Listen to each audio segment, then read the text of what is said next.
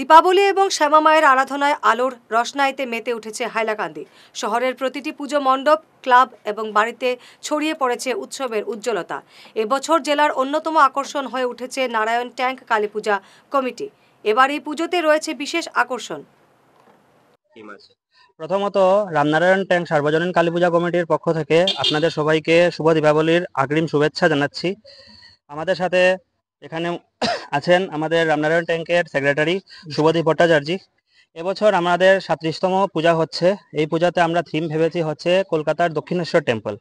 ঠিক আছে, এটার বাজেট হচ্ছে 7 লাখ প্লাস। এটা এই যে দক্ষিণেশ্বর টেম্পলটা ডেকোরেশন করছে আমাদের খুবই জনপ্রিয় সুমনদা বলে আমরা সবাই চিনি। প্লাস আমাদের মূর্তি যে বানাচ্ছেন উনি হচ্ছেন হরি কাকু, আমরা সবাই জানি টুলুডের পাশেই আছেন উনি। প্লাস এটা হাইলাকান্দির। হ্যাঁ, আর আমাদের সোমবারে পুজোটা ওপেনিং হবে, আর আমাদের ওপেনিংটা হবে গঙ্গা আরতির মাধ্যমে।